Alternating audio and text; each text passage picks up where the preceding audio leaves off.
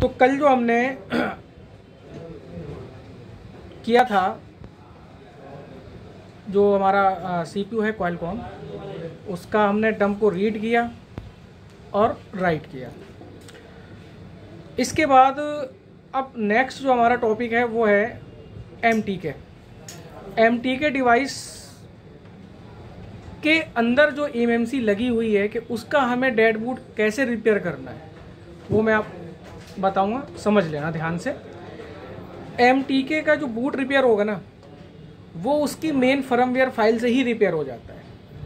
तो एमटीके की जो मेन फर्मवेयर फाइल है, जो फ्लैश फाइल है, उसका जो एक्सटेंशन है वो क्या है? Scatter file. आप अगर नॉर्मल फ्लैशिंग से एसपी फ्लैश टूल से या यूएमटी से या एमआरटी जो आप एमटीके का जो सेट फ्लैश करते हो, एमटीके का जो सेट आप करते हो फ्लैश, वो हम किस फाइल से करते हैं? स्कैटर फाइल से करते हैं। तो एमटीके का जो हमारा जो भी होगा डिवाइस, जो भी एमएमसी होगी, जो उसका बूट हमारा डेड हो जाएगा, तो उसको रीप्रोग्राम हम उसकी मेन फर्मवेयर फाइल से कर सकते हैं। हम चाहें तो उसका बैकअप भी ले सकते हैं डंप के रूप में, तो हम उसको डंप के रूप में भी रिपेयर कर सकते हैं और मेन फर्मवेयर से भी रिपेयर कर सकते हैं। ठीक इसी तरह जो हमारा एसपीडी सीपीयू है, उसको भी हम उसकी मेन फ्लैश फाइल से ही उसका बूट रिपेयर कर सकते हैं। लेकिन आज जो हम करेंगे वो पहले एमटीके करेंगे, यानी कि एमटीके डिवाइस की एमएमसी का बूट रिपेयर रीप्रोग्राम हमें कैसे करना है वो मैं आज आपको यहाँ पर बताऊंगा। ठीक है, तो एक फ़ोन है हमारे पास, पैनासोनिक P55। P55 जो है उसके अंदर जो सीपीयू लगा हुआ है वो हमारा एमटीके लगा हुआ है। क्या लगा हुआ है? एमटीके सीपीयू लगा हुआ है। तो उस एमटीके सीपीयू की जो आईसी है वो ये रही।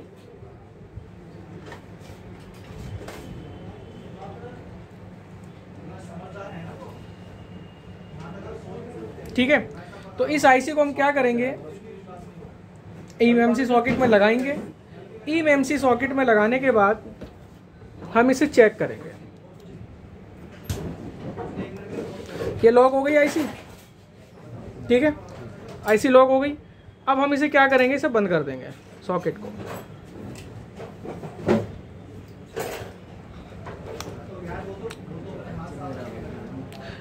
इसके बाद इसके मेन इंटरफेस से बॉक्स को हम कनेक्ट कर देंगे। ठीक है, अब क्या करना है? हमें कंप्यूटर स्क्रीन पे जाके आईसी की डिटेल को चेक करना है कि इसके अंदर कहाँ पे दिक्कत आ रही है, किस पार्टीशन में दिक्कत आ रही है। ठीक है, तो अब हम यहाँ क्या करेंगे? UFI एमएमसी टूल बॉक्स को ओपन करेंगे।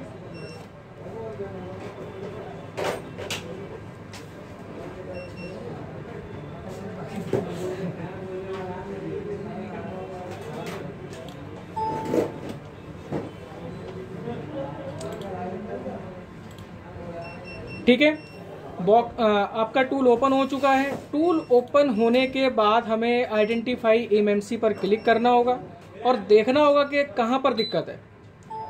तो ये जो आईसी है ये SK हाइनिक्स की कंपनी की आईसी है। इसके बाद इस आईसी के अंदर आप देखोगे कि इसका यूज़र एरिया 4 GB का शो कर रहा है। ठीक है, इसके बाद में एंड्रॉयड सिस्टम इंफॉर्मेशन शो कर रही है।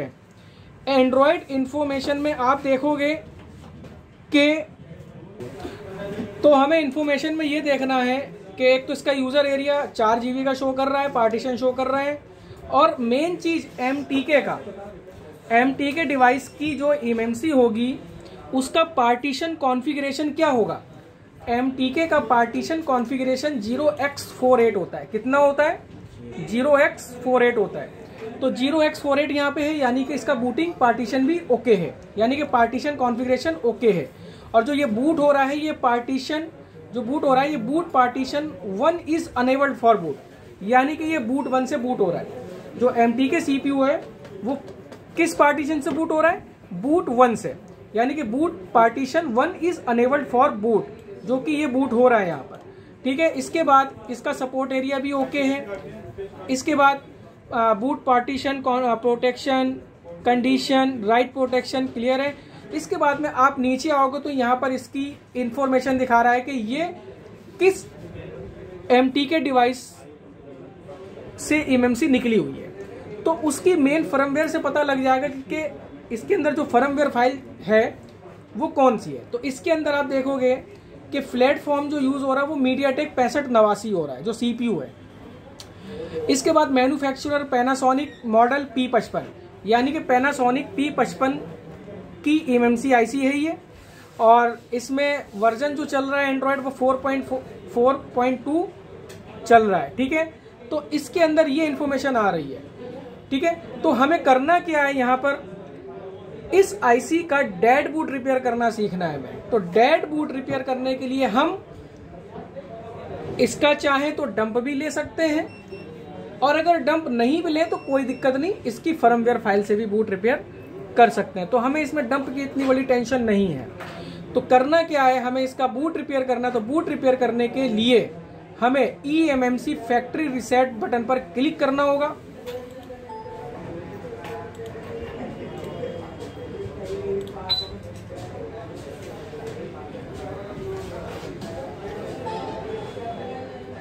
आप देखोगे यहां पर फैक्ट्री रेज हो गया है, resetting part configuration done, resetting boot बस condition done, identify eMMC।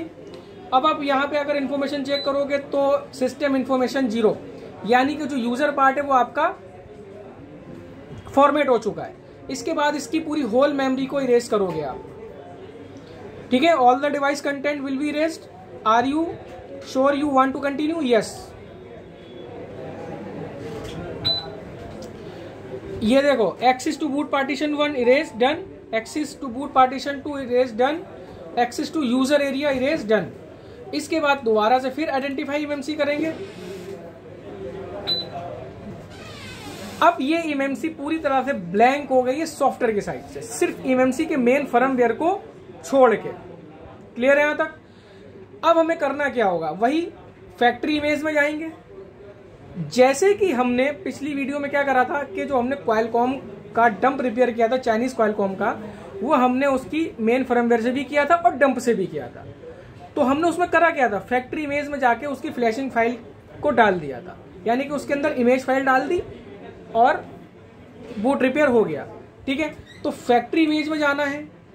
Factory image में जाने के बाद आप यहाँ पे देखोगे कि वेंडर, प्लेटफॉर्म और ब्रांड, यानी कि ये सीपीयू के लिए बोल रहा है कि आपको सीपीयू, आपके फोन का सीपीयू कौन सा है, जो ये eMMC निकली हुई है वो किस डिवाइस से निकली हुई है, क्वालकॉम से निकली है, MTK से निकली है या स्पेक्ट्रम से निकली हुई है, यानी कि SPD से निकली है। तो ये जो eMMC है ये SPD डिवाइस से निकली हुई है। तो करना क्या है, हमें ब्रांड पे जाना है। ब्रांड या वेंडर पे जाके हमें क्वालकॉम को नहीं करना है सिलेक्ट, हमें MTK करना है। ठीक है, तो MTK पर हम क्लिक करेंगे और ये MTK सेलेक्ट हो गया। MTK सेलेक्ट होते ही आप देखोगे यहाँ पर स्कैटर फाइल शो कर गई। तो अब ये पूछ रहा है कि आपने इस मॉडल की स्कैटर फाइल कहाँ रखी हुई है। तो वो आप स्कैटर फाइल को यहाँ पर सेलेक्ट करोगे और सेलेक्ट करने के बाद आप उसे राइट कर दोगे। ठीक है, तो मैं यहाँ पर डबल क्लिक करके मैं उस फाइल को लूंगा यहाँ से। ठीक है, या आप चाहो तो फाइल को ड्रैग भी कर सकते हो, लिखा ना ड्रॉप फाइल हेयर। तो मैं माई कंप्यूटर पे जाता हूँ, देखता हूँ फाइल कहाँ रखी हुई है। तो यहाँ पे कहीं पैनासोनिक P55 का फोल्डर दिख रहा है, ये रहा। तो पैनासोनिक P55 का फोल्डर ये रहा।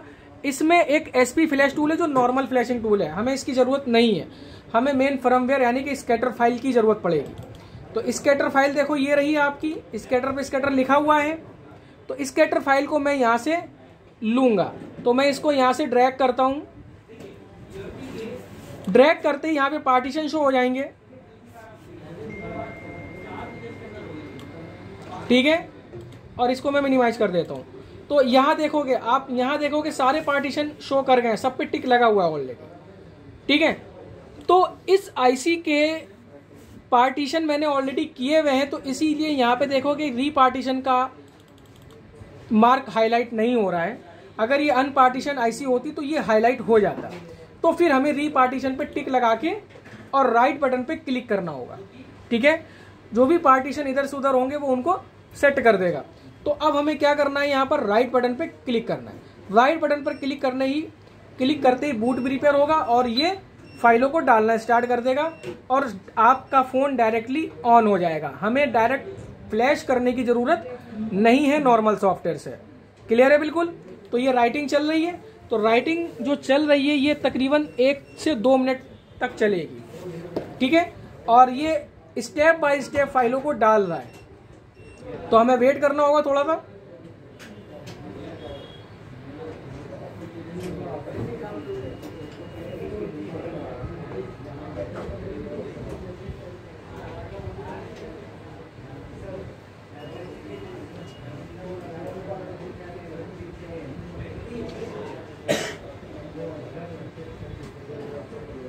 तो इसमें जो है, जो सिस्टम फाइल है, एंड्रॉयड की जो मेन फाइलें हैं वो राइट हो रही हैं, ठीक है।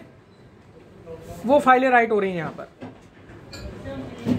ठीक इसी तरह सिस्टम फाइल भी राइट होगी, यूजर फाइल भी राइट होगी, और जो बाकी जो पार्टीशन फाइल है वो सारी राइट होंगी।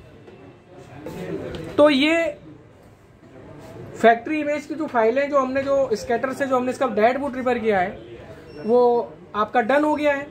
आप देखोगे यहाँ पर सारी फाइलें आपकी राइट हो चुकी हैं।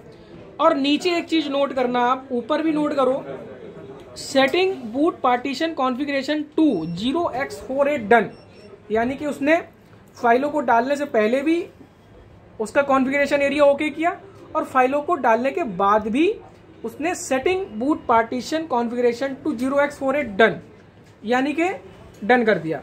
और जब हम इसको यहाँ से आइडेंटिफाई करेंगे, आइडेंटिफाई करते ही जब आप इसकी पूरी डिटेल चेक करोगे तो जो हमने डिटेल पहले देखी थी वही डिटेल यहाँ पर दोबारा से आ जाएगी। तो देखो हमने ये एमएमसी जो है ओके कर दी है। क्लियर है बिल्कुल। एमएमसी जो है वो ओके है, ठीक है। एक बार हम यूजर पार्ट में जाके इसका जो छोटा मोटा काम है जैसे कि लॉक वगैरह, एक बार हम उसको भी हटा देते हैं। तो यूजर लॉक हम हटा देते हैं, अगर लगा होगा तो हट जाएगा, नहीं लगा होगा तो फेल कर देगा। तो इसके इन फाइलों में कोई लॉक नहीं लगा हुआ है। और एक चीज और है, resize user data and realign partition, जो मैंने आपको पहले भी बताया था कि अगर 4 GB का कार्ड है और शो कर रहा है 512 या 1 GB, तो आपको उसके पार्टीशंस को हमें रिसाइज करना होगा, उसके यूजर एरिया को रिसाइज करना होगा ताकि वो अपने एक्चुअल साइज में आ सके।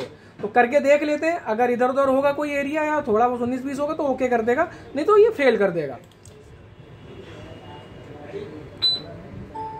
देखो ये इसने न्यू यानी कि डेटा पार्टीशन साइज 2.47 GB जो कि अनएलोकेटेड था, क्योंकि टोटल जो मेमोरी है वो हमारी 4 GB की है, जिसके अंदर हमारा सिस्टम की भी फाइलें मौजूद है और हमारी मेन फर्मवेयर भी मौजूद है। तो वो टोटल कंज्यूम करके जो आता है हमारे पास एरिया, वो निकल के आता है 2.47 जो हमारे यूज के लिए, ठीक है। क्योंकि इस बाकी का जो एरिया इसके बाद जो बचता है 2.47 के बाद लगभग 1 से 1.5 GB, वो एरिया आईसी की मेन फर्मवेयर और जो हमारा जो मेन जो फ्लैशिंग फाइलों का जो एरिया है वो घेरे हुए। तो कहने का मतलब ये है कि जो हमारा एक्चुअल साइज था वो आ गया है, जिसको हम ओके कर सकते हैं, ठीक है। तो हमने ये ओके कर दिया है। इसके बाद फिर दोबारा से आइडेंटिफाई एमएमसी करते हैं और एक बार चेक कर लेते हैं। देखो ये सारा ओके हो गया आपका, ठीक है। 3.644 GB स्पेस दिखा रहा है आपका, सारे बूट पार्टीशन ओके हैं, 0x48 ओके है, यानी कि अब ये एमएमसी जो है बोर्ड पर अप्लाई हो सकती है और फोन ऑन हो जाएगा, ठीक है। तो अब हमें करना क्या है, एमएमसी को बोर्ड पर अप्लाई करना है और फोन को ऑन कर लेना है। क्लियर है यहाँ तक, ठीक है। तो इस तरीके से हम MTK डिवाइस का बूट रिपेयर या रीप्रोग्रामिंग कर सकते हैं फर्मवेयर फाइल से। और अगर डंप से करना है तो वही सेम प्रोसेस जो हमने पहले किया था वही लेके चलना है आपको।